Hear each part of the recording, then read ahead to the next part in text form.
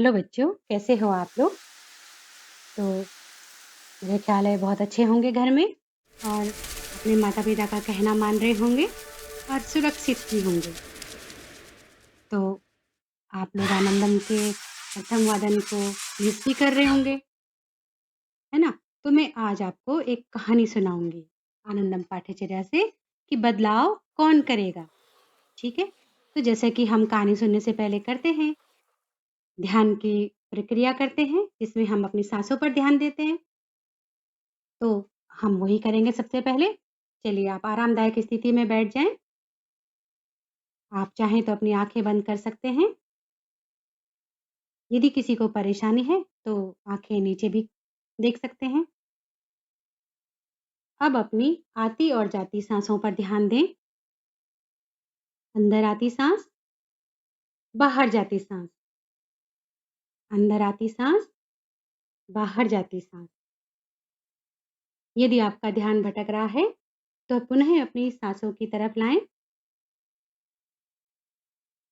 अंदर आती साँस, बाहर जाती साँस। अब जब भी आप सहज महसूस करें, अपनी आँखें खोल सकते हैं। तो चलिए अब हम कहानी सुनेंगे बदलाव कौन करेगा, ठीक है? तो सुनिए। सुमित रोज सवेरे दौड़ने जाया करता था। वह हर दिन अपनी माँ को गली में पड़े कूड़े को साफ करते देखता।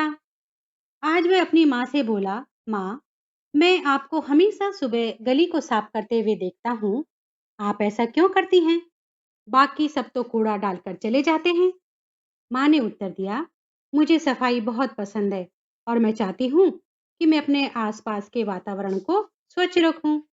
सुमित ने एक और सवाल किया, आपके अकेले थोड़ी सी जगह साफ करने से क्या हमारा सारा वातावरण साफ हो जाएगा? माँ ने मुस्कुराते हुए सुमित से प्रश्न पूछा, जरा ये बताओ, आजकल हमारी साथ वाली गली में लोग किस कारण बीमार हो रहे हैं? सुमित बोला, मलेरिया और डेंगू से। आपके अकेले सफाई करने से बदलाव कैसे आएगा? माँ मुस्कुराते हुए सुमित से बोली, ठीक है, आज से मैं सफाई करना बिल्कुल बंद कर देती हूँ।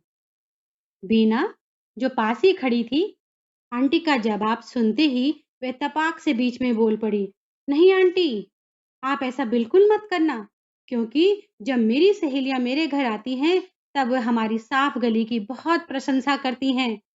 पास खड़ा रिंकू कहने लगा, आंटी, मेरी मौसी और नानी हमेशा कहते हैं कि तुम्हारी गली बहुत साफ और सुंदर दिखती है।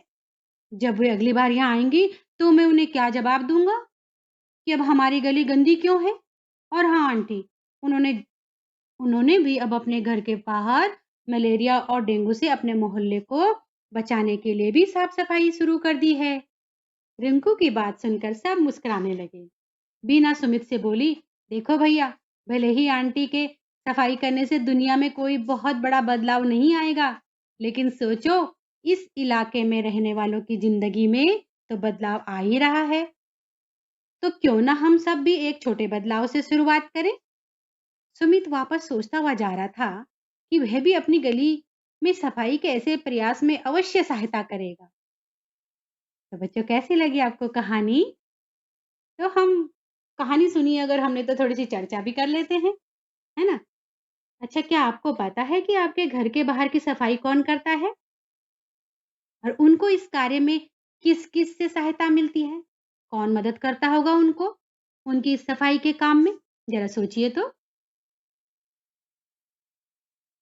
और आप चाहें तो लिख भी सकते हैं। दूसरा प्रश्न है कि जब आप गली की सफाई करने वाले किसी कारण से नहीं आ पाते तो गली कैसी दिखाई देती है? जब आपकी गली की सफाई करने वाले किसी कारण से नहीं आ पाते तो गली कैसी दिखाई देती है? जरा सोचिए इसको भी। जरूर उत्तर आपके दिमाग में आ रहे होंगे, बल्कि आपकी आंखों के सामने आ रहे होंगे आपके उत्तर कि आपकी गली कैसी दिखाई देती है। अच्छा, क्या आपने कभी किसी भी कार्य के लिए अपने स्कूल और घर में बदलाव लाने के लिए कोई पहल की है? तो हमसे बात साझा कीजिए अपनी। कोई भी बदलाव अगर आपने किया हो अपने घर और स्कूल में, कहीं तो पहल की होगी ना, तो उसके बारे में भी सोचिए। और ज़रूर आप सोच रहे होंगे कि आपने क्या पहल की है, तो उसे आप लिख भी सकते हैं।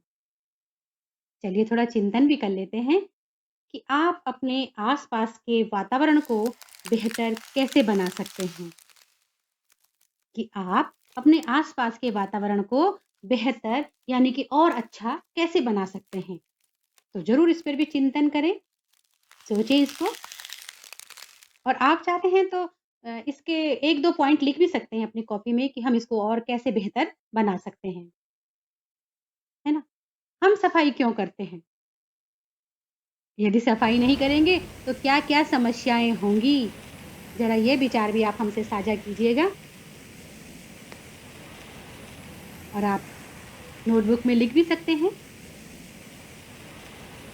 कुछ-कुछ बातें जो भी आपके दिमाग में आ रही हैं, इसके उत्तर में वो आप लिख सकते हैं, ठीक है ना?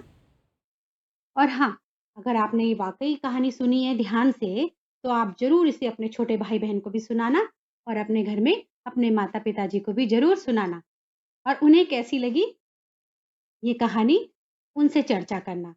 उनके साथ ये चर्चा के प्रश्न भी आप साझा कर सकते हैं। वो भी आपको इनके बारे में अपने विचार बताएँगे, तो वो भी फिर हम सब मिलकर साझा करेंगे। ठीक है ना? अच्छा बच्चों, अब हम अंत में हमेशा फिर ध्यान की प्रक्रिया में अपनी जो हमने कहानी पढ़ी है, उस पर सोचते हैं ना?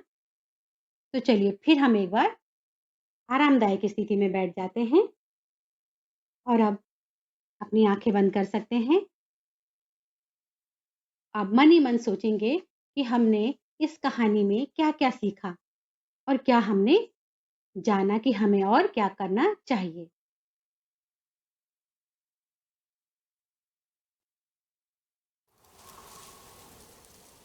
जब भी आपका मन सहज हो, आप आँखें खोल